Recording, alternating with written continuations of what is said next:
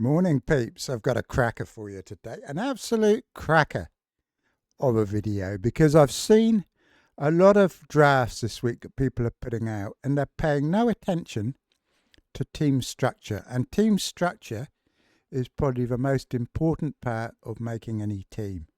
You know, if you get your price points correct, then it's just an easy case of slotting and play. Plug and play, peeps. And you can take players in, take them out without disturbing the overall flow of your team. So I've come to the conclusion that the best structure is not loads of 4.5s at the back like I had yesterday. The correct structure combined with a game week 1 bench boost, I think is the way forward. I'll tell you what the problem was with all those 4.5 defenders. I had 5 of them in my team, because I was thinking about the defensive points and everything that you were going to get. It was going to make them respectable. You know, it was going to bring up their scores from 110 to 150, you know, in theory. But when I delved into it, I saw that most of these points were going to come in really tough fixtures. And if you've got 4.5 defenders and you're only playing 3 of them each week, you are not going to play for 2 with the worst fixtures. You're going to bench them. And they are going to be the 2 that get your extra 2-pointers. The others won't, because they'll have easy fixtures and they will not cross the 10 tackles threshold. So Wan-Bissaka, for example, last season, it looks great on paper that he got like 10 games with an extra 2 points. But most of those games were against the likes of Liverpool, Arsenal, Tottenham, Man City, games that you wouldn't have played him in. He would have been on your bench. So I thought this isn't really tip top. So I decided to look around for another structure. And today I heard that Isaac may be moving to Liverpool. And that made me look at what would happen if I bought in Isaac and replaced Salah. And as a standalone, 1 week, maybe it, you know, who knows, basically. But when I started looking at what it would mean for game week 2, what it would mean in terms of a bench boost from all that money saved from not having Salah. And it actually, I think the advantages far outweigh the disadvantages, which of course is losing who has been the best player in the game.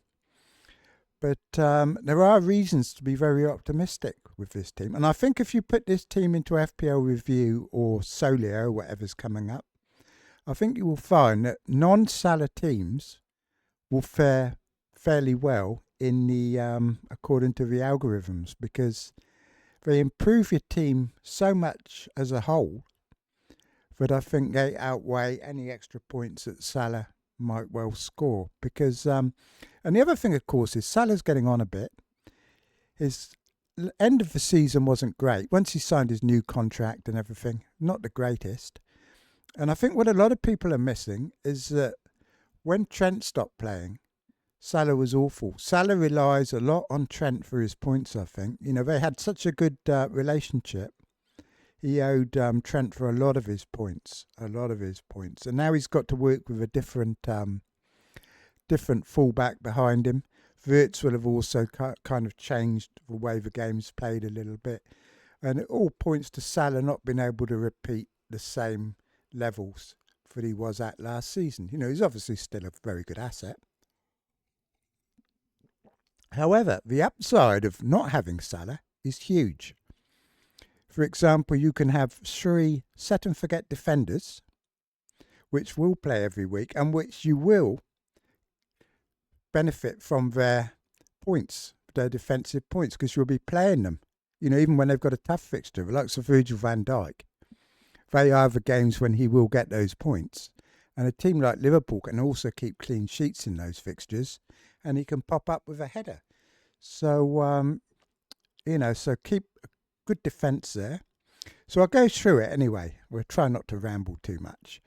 But if you don't like Isaac at Newcastle or Isaac at Liverpool, you can always change him to Gorkiez. So that's another good advantage, is that it gives you flexibility for that particular price point. We could also have Sesko coming in. You know, there's a few others that could come in, and Watkins could be another one in that price bracket. So as for Eight Nori, this is what I'm talking about, plug and play. If you don't like him, you could have Cucurella, you could have Guardiola, you could have Saliba. Saliba could be a very good one. Gabriel, not so much. Apparently he's still injured from last season, which is why Kirill played the other day, and Gabriel may well not be fully fit by the season starts, and Kirill's pretty good anyway, so I think Saliba is better than Gabriel. Same with Virgil, plug and play, swap them over. Milenkovic, you could go for Tarkowski, another Forest defender. There are options. Same with the goalkeepers. You can change any of the goalkeepers. I've got Anderson in 5.5. He's the Geordie Maradona, according to FPL Nightmare. So he could well go in. You could change him for another 5.5 or a few if you don't like him, but he looks very good. Obviously, Palmer, Wirtz and Saka. That's the other advantage of taking out Salah, is you get Saka in place for game week 2. And as we know, FPL is not just about one game week. And game week 2 is just as important as game week 1. So you can see here the structure. Like I said, if you don't like Isaac, wherever he's playing, you could always change him for somebody cheaper and upgrade the Leeds defender I've got there, or change the Leeds defender to that new cheap Everton striker, who I think is the same price. So, same with Solanke. There's a lot of options. João Pedro, lots of them. Lots of 7.5s, Visser and a few others. I think Marteta. So you can see from this starting 11 that it is quite flexible in that there are options you can change at each price point to still make this structure very viable. Whereas the Salah teams, they're a bit more less flexible, I believe. And as for the bench, this is going to be a game week 1 bench boost. I haven't actually pressed it, have I? I'll press it for dramatic effect. Dun, dun, dun. That wasn't much of a dramatic effect, really, was it? But it did change. So this is the whole point. So not only we'll also have a look at game week 2. Look, this is game week 2. So I bring Rice in, who is going to be, who would I bench here, peeps? Pirro. So I'd probably keep the same defenders. Yep, I'd keep the same. I mean, they've got tougher fixtures in game week 2, or Virgil van Dijk has, but if Isaac's not there, it might not be quite so tough. 8 Nori with a good one, Tottenham, and Milenkovic at Palace. All with chances of an extra 2 points for the defensive Watsits. And I've got Saka in and Rice in for that Leeds match. And there are very few captain choices in game week 2 other than the Arsenal ones. So I think if you take the first 2 weeks into consideration, this plan is absolutely fantastic. And not only is it great for game week 2, I will also save a transfer, which I wouldn't have done probably if I'd gone with the Salah draft, because I'd be wanting to get one of these Arsenal players in. I think this is tip top. And you go forward, and if you've got lots of 4.5 defenders, some weeks you have trouble. Here you never have any trouble. You don't have to worry about your defenders. The goalies rotate well. This is why I've got these 2 in, look. And Pirro can just stay on the bench. He's not a liability. The team isn't overburdened with having an expensive bench. And I can quickly see myself racking up extra transfers here, not needing to use the wild card anytime soon. I mean, it's probably going to almost become surplus to requirements because we've got the free transfers as well in game week 15, haven't we? So as for the bench boost is the chip I hate the most, because invariably you end up having to make so many sacrifices for it. Say you decide you're going to play it in game week 15 or 16 or 17 because you've got your new free transfers. You've got a couple of players suspended or injured or whatever, or a non-playing 4.5 when you get to your bench boost. And you need to use 2 or 3 transfers to play your bench boost. And then you're stuck with a team with an overly blown out bench, and you've used up most of your free transfers that you got from AFCON. Whereas I'll still have 5. I won't need to worry about a bench boost. It'll be gone.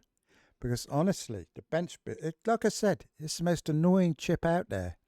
I probably spent more points preparing my bench boosts last season when I actually scored in it. I think I got 4 or 6 points.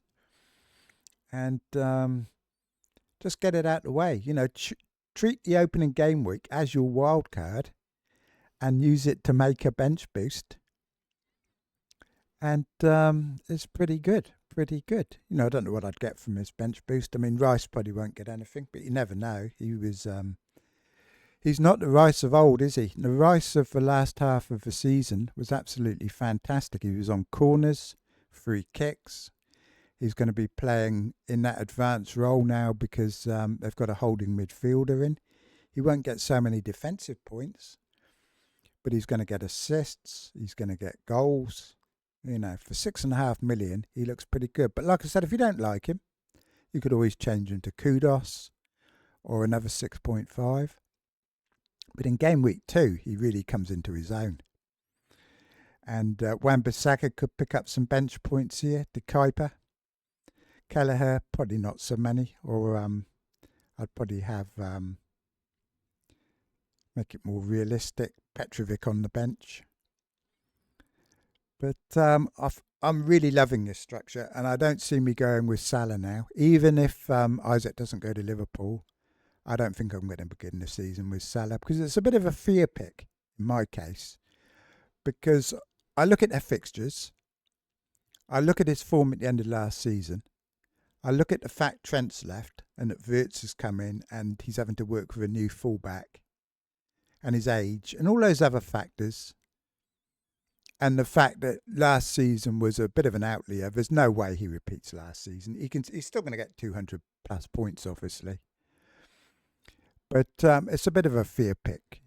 But I think over the 2 weeks, and taking into account the bench boost and the improvement in the structure, these 3 defenders here could easily outscore the 4.5s that would be in those positions by 50 points each. You know, these guys are going to get 170 maybe, 200 even. Whereas the 4.5s, they're not even going to get to 150. They'll probably be on about 130. So let's say 130 versus 180 for each of these defenders. And for less transfers that they're involved using as well. And I think these guys considerably outscore the cheap defenders. They're a lot more fun, and they're going to get a lot more 15-point hauls. You know, whether I stick with Ain't Nori or go with Cucurella or Saliba, I don't know yet.